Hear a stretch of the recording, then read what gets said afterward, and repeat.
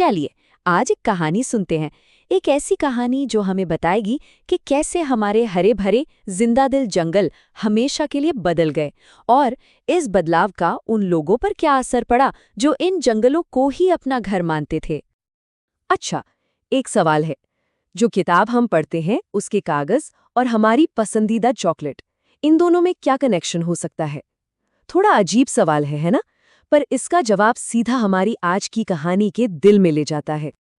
देखिए, औद्योगिकरण से पहले की दुनिया की अगर हम बात करें, तो जंगल सिर्फ पेड़ पौधों का एक ढेर नहीं थे। अरे वो तो एक घर थे, एक जीता जागता सुपरमार्केट जहां से जिंदगी की हर जरूरत पूरी हो जाती थी। मतलब एक पूरा इकोसिस्टम जो इंसानी जिंदगी के साथ बिल्कुल घुला मिला था। जरा सोचिए तो, इन जंगलों से मिलता क्या क्या नहीं था।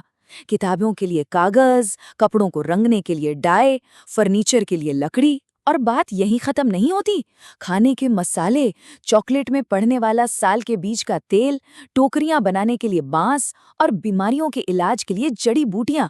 सच में जंगल ही तो जीवन का असली सोर्स था। तो बस हमारी कहानी का पहला चैप्टर यहीं से शुरू होता है, एक ऐसी दुनिया से जहां इंसान और जंगल दोनों एक दूसरे के साथ पूरी तरह से तालमेल बिठाकर रहते थे। लेकिन हर कहानी में एक मोड़ तो आता ही है।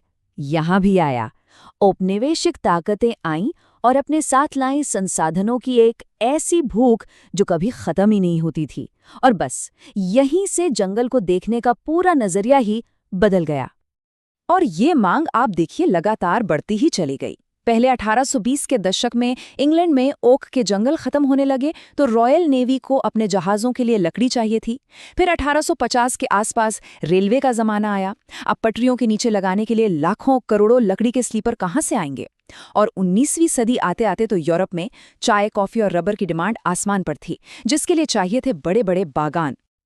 और बस यहीं पर दो अलग अलग दुनियाओं की टक्कर होती है।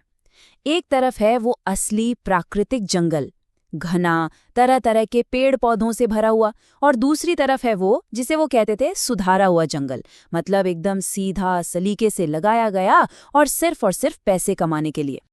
तो इस समस्या का उन्होंने एक समाधान निकाला, साइंटिफिक फॉरेस्ट्री।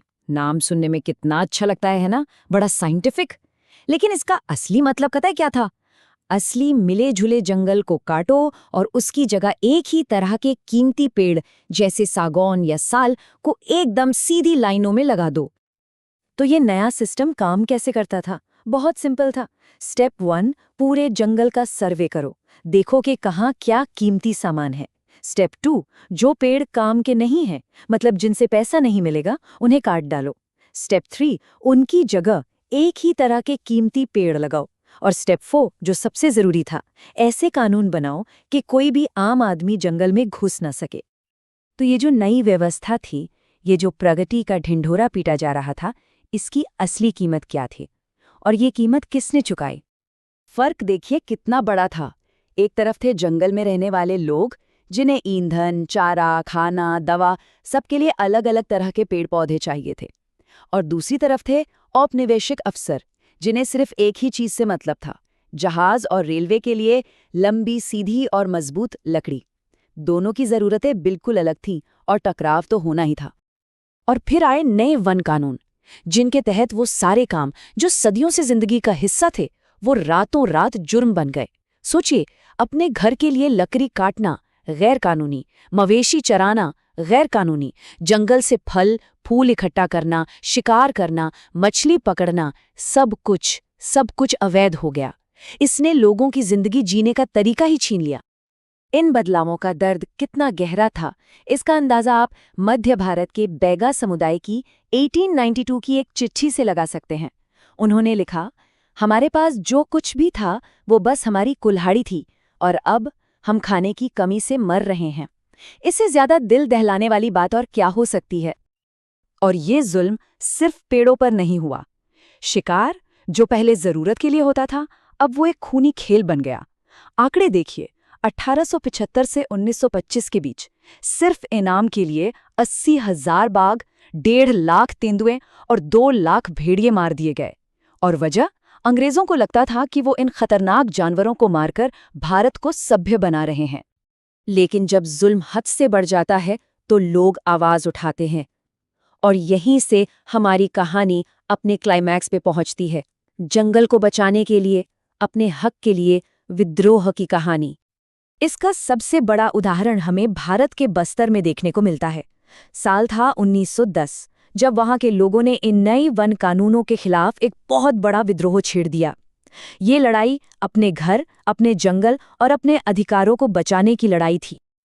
पर रुकिए, ये कहानी सिर्फ भारत तक ही सीमित नहीं थी। ये तो एक ग्लोबल पैटर्न था जो दुनिया में हर उस जगह दोहराया जा रहा था जहां औपनिवेशिक शासन था।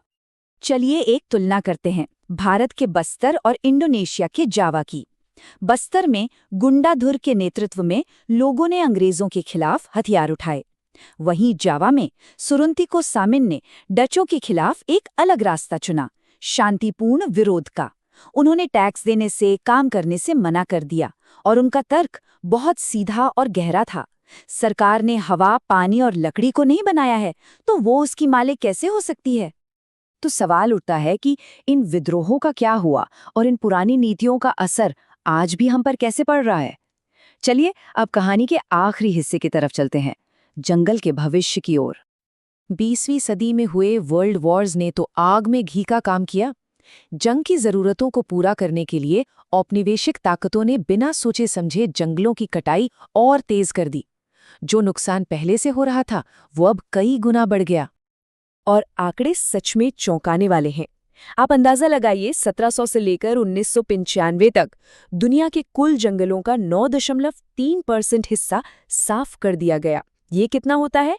लगभग 1,39,00,000 वर्ग किलोमीटर। इतना बड़ा एरिया सिर्फ इंडस्ट्री, खेती और जानवरों के चारे के लिए काट दिया गया। लेकिन अच्छी बात यह है कि हाल के कुछ दशकों में उम्मीद की एक नई किरण जगी है। 1980 के दशक के बाद से जंगलों को बचाने की सोच में एक बहुत बड़ा और पॉजिटिव बदलाव आया है। लगभग एक सदी के संघर्ष ने हमें एक बहुत जरूरी सबक सिखाया है। आज दुनिया ये मानती है कि अगर हमें जंगलों को बचाना है तो वहां रहने वाले लोगों को बाहर निकालकर नहीं, बल्कि उन्हें साथ लेकर चलना होगा, क्योंकि उनका सदियों का ज्ञान और जंगल से उनका जो रिश्ता है वो अनमोल है।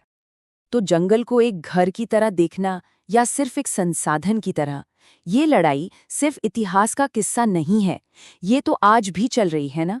तो सवाल ये है कि आज के दौर में हम विकास की ज़रूरतों और पर्यावरण की सुरक्षा के बीच सही संतुलन कैसे बनाएं? ये एक ऐसा सवाल है जिसका जवाब हम सबको मिलकर ढूंढना होगा।